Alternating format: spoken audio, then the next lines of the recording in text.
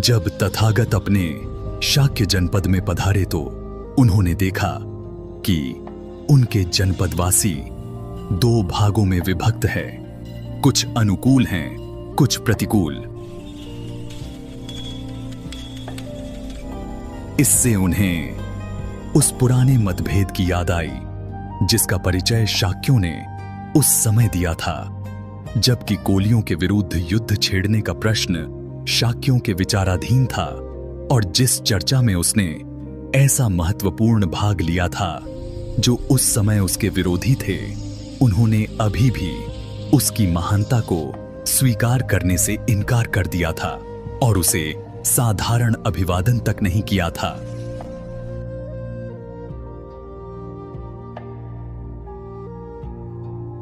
जो उसके अनुकूल थे, उन्होंने प्रति परिवार एक एक तरुण उसके संघ में दीक्षित होने के लिए देना तय किया था।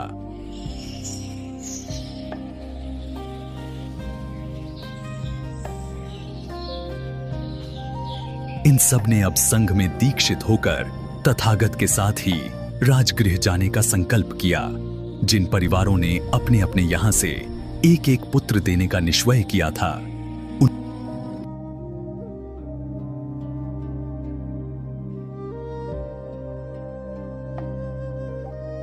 में एक परिवार शुक्लोधन का भी था। शुक्लोधन के दो पुत्र थे। एक था अनुरुद्ध जो बहुत ही सुकुमार था और दूसरा था महानाम।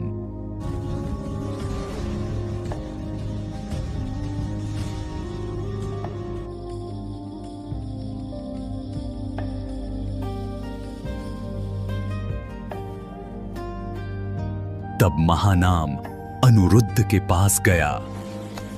या तो तुम गृह त्याग करो या मैं करता हूं। अनुरुद्ध का उत्तर था, मैं सुकुमार हूं, मेरे लिए गृहस्थी का त्याग कराना कठिन है, तुम त्याग कर दो।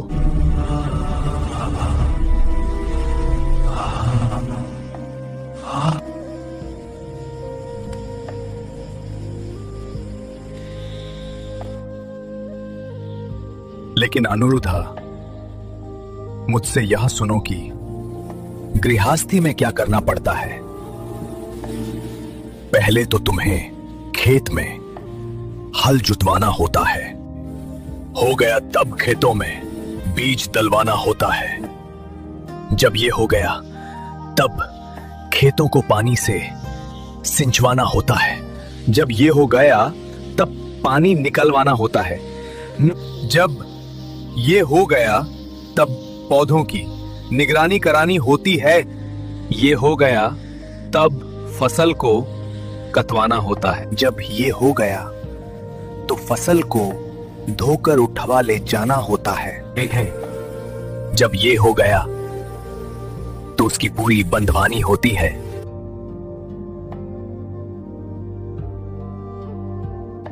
जब ये हो गया तो बैलों से रांदवाना होता है। जब ये हो गया तो तिंकी पृथक कराना होता है। ये हो गया तो भूसी पृथक करना होता है। जब ये हो गया तो उसे फकतवाना होता है। जब ये हो गया तो फसल को कोठों में भरवाना होता है। जब ये हो गया तो फिर अगले वर्ष यही क्रम दोहराना होता है और ये काम प्रत्येक वर्ष चालू रखना होता है।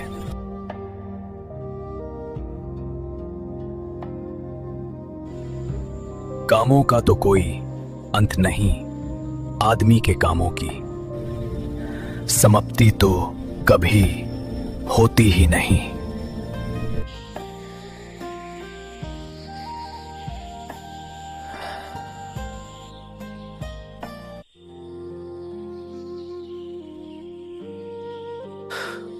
ओ, हमारे काम कब खत्म होंगे? ओह, हमारे काम कब समाप्त होंगे? इन पांचों इंद्रियों को और उनके भोगों के रहते हुए हम कब आराम से रह सकेंगे?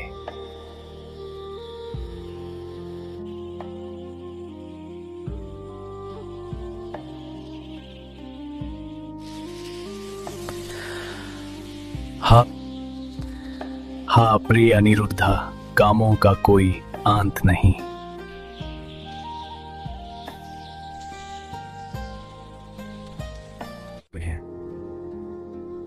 आदमी के कामों की समाप्ति तो कभी होती नहीं। अनुरुद्ध बोला, तो गृहस्थी को तुम ही संभालो, मैं ही घर से बेघर होता हूं।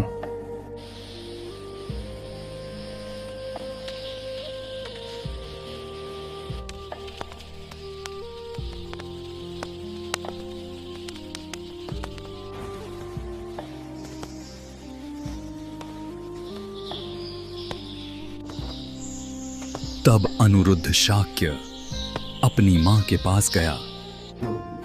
मां, मैं गृह त्याग कर प्रव्रजित होना चाहता हूं। मां, मुझे अनुमति दे दो। अनुरुद्ध शाक्य के ऐसा कहने पर उसकी मां बोली, अनुरुद्धा, तुम दोनों मेरे प्रिय पुत्र हो। मैं तुम दोनों में से किसी में कोई दोष नहीं देखती। मैं जानती हूं कि मृत्यु आएगी तो मुझे तुमसे जुदा कर देगी, किंतु जीते जी प्रव्राजित होने की अनुमति कैसे दे सकती हूं?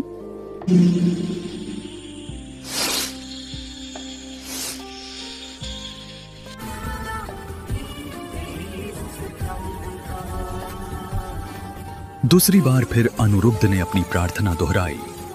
दूसरी बार भी उसे वही उत्तर मिला। तीसरी बार फिर अनुरुद्ध ने अपनी मां से प्रार्थना की। उस समय शाक्य जनपद पर भद्दीय शाक्य राज्य करता था। वह अनुरुद्ध शाक्य का मित्र था।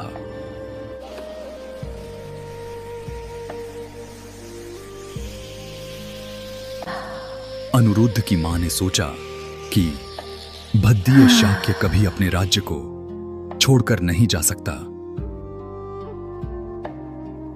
अनिरुद्धा, यदि शाक्य राजा भद्दिया राजी त्याग करे तो तुम भी उसके साथ प्रव्राजित हो जा सकता है।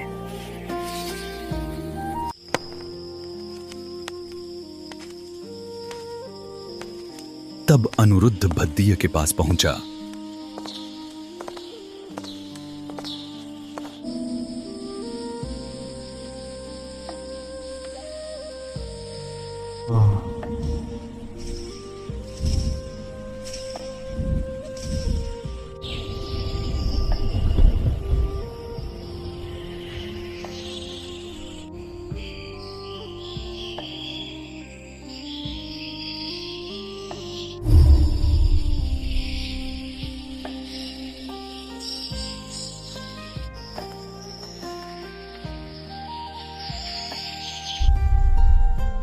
मित्रा, मेरी प्रव्राज्या में तुम बाधक हो रहे हो।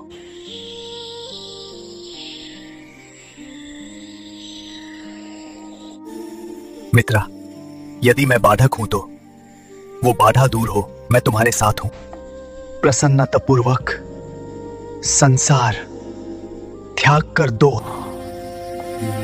प्रिय मित्रा, हम दोनों एक खां थे, संसार त्याग करें। मित्रा, मैं करूंगा। मैं संसार त्याग करने में असमर्थ हूं। मित्र, और जो कुछ तुम मुझे करने के लिए कहो रहूंगा, मैं करूंगा। तुम अकेले ही प्रव्रजित हो जाओ।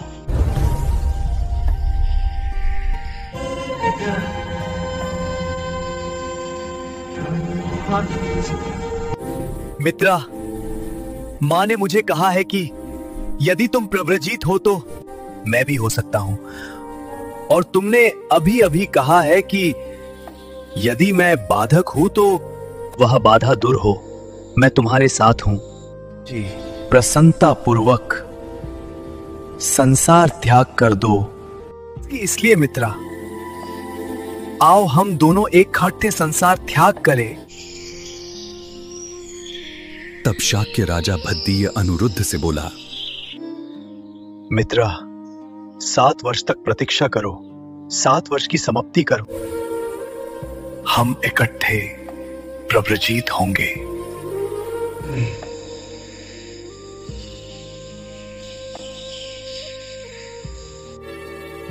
मित्रा, 7 वर्ष का समय बहुत होता है, मैं 7 वर्ष प्रतीक्षा नहीं कर सकता।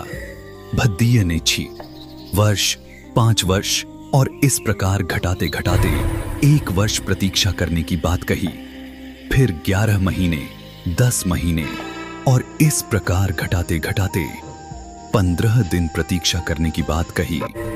अनुरुद्ध का एक ही उत्तर था, इतना समय बहुत होता है। तब भद्दीय बोला, अच्छा मित्रा, 1 सप्ताह प्रतीक्षा करो।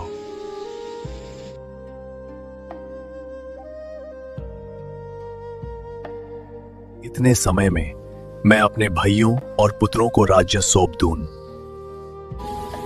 7 दिन बहुत नहीं होते, इतने दिन मैं प्रतीक्षा करूंगा। राजा भद्दीय, अनुरुद्ध, आनंद, भृगु, किंबिल और देवदत्त जैसे सभी वह अपनी चतुरंगिणी सेना सहित उद्यान क्रीड़ा के लिए साथ साथ जाते थे। उसी प्रकार अब भी वह अपनी चतुरंगिणी सेना को साथ ले घर से निकले। उपाली नाई भी साथ हो लिया। सब मिलाकर उनकी संख्या 7 हो गई। कुछ दूर जाने पर उन्होंने अपनी सेना को वापस लौटा दिया और सीमा पार कर दूसरे जनपद में प्रवेश किया।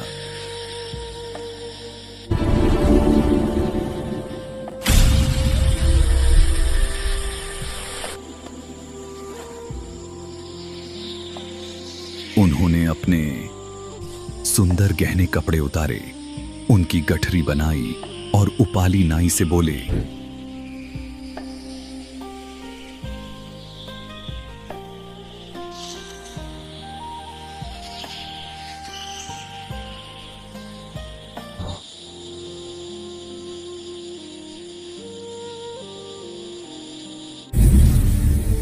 उपाली, तुम वापिस कपिल वस्तु चले जाओ। तुम्हारे जीने के लिए यह सब पर्याप्त है। हम तथागत की शरण ग्रहण करने जा रहे हैं।